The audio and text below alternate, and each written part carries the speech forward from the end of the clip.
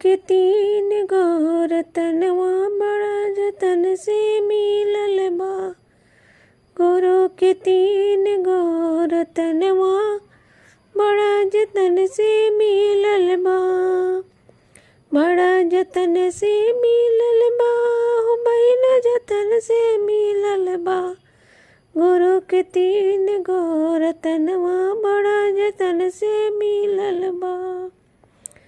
दाया मंगवा दाया मिली दाया लेके देखला।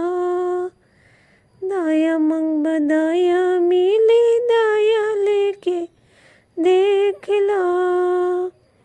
दया से बढ़ जाला भलवा बड़ा जतन से मिलल बा।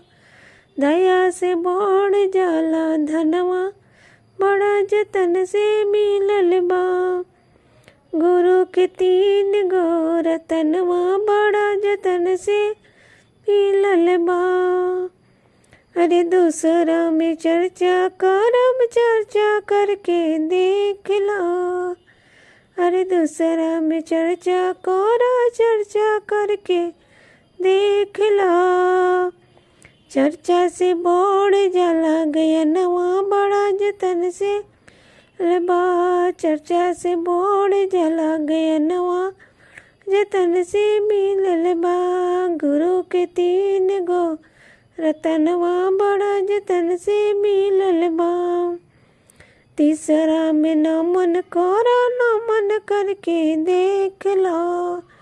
तीसरा में नमन करा नमन करके देखला। नमन से बने बिगड़ल कमवाया जमा के देखला। नमन से बने बिगड़ल कमवा जमा के देखला। गुरु के तीन गो रतनवा बड़ा जतन से मिलल बा। गुरु के तीन गो रतनवा बड़ा जतन से मिलल बा।